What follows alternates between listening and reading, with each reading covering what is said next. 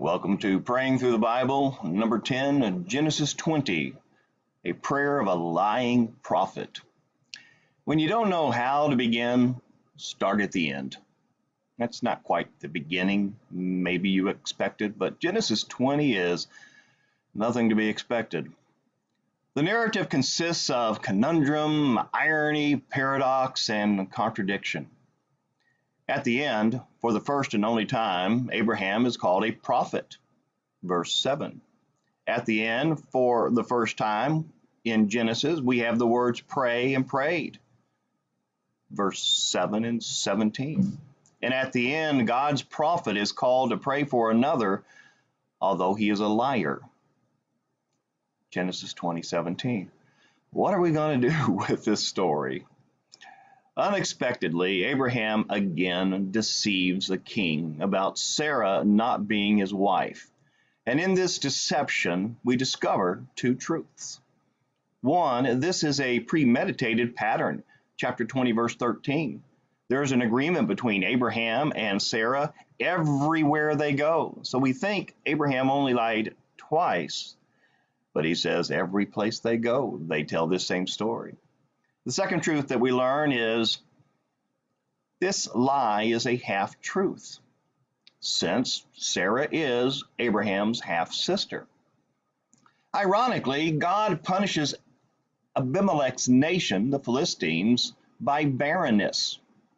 Chapter 20, verse 18. This is ironic because he took Abraham's barren wife. But being innocent of knowing Sarah's marital status does not excuse his sin. Chapter 23 through 5. Why would this king take a 90-ish-year-old woman to be his wife? Possibly he's hoping for an alliance.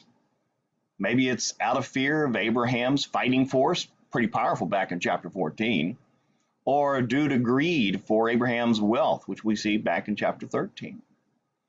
Abraham's source of sin is fear, chapter 20, verse 11.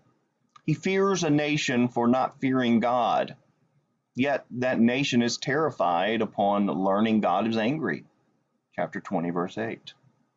He fears man because he doesn't think God is feared, and yet Abraham doesn't fear God for lying. At best, Abraham is a conundrum of faith, and at worst, a man of faith living in contradiction of faith.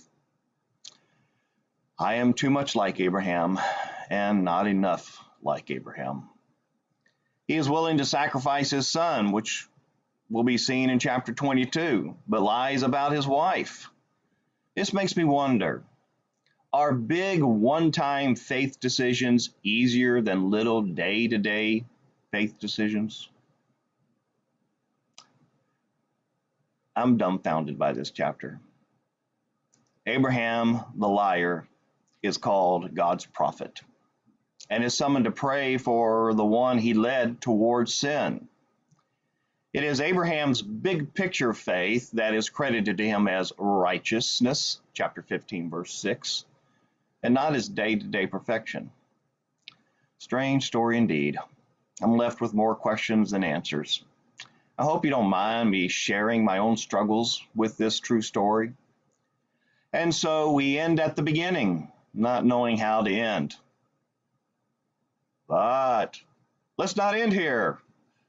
The point to God's providence, or let's point to God's providence by skipping this end and going to the beginning of the next Abrahamic narrative. In chapter 21, finally, after 21 years of waiting, the promised child, Isaac, will be born. Abraham has endangered Sarah, putting her into a position wherein questions would arise when God fulfills the seed promise.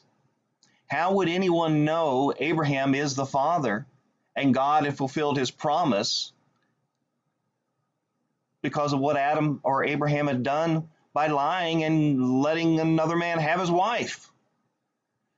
Notice, 1, God protects Sarah from Abraham. 2, God protects Abraham from himself. And 3, both those look forward to the faith child being born, and we see that God protects himself from Abraham. Praise God, but this narrative doesn't say much good about Abraham the prophet. And that's how we are going to end. Here's our prayer challenge. Search for sinful patterns. Pray for faith to defeat these sinful patterns, whether they are greed, ignorance, half-truths, fear, or whatever. Pray for others who have sinned against us, even if we are their sin source. Pray to be more fearful of disobeying God than fearful of people. Now, positively, pray freely, knowing despite our own imperfections, we are heard by a perfect God.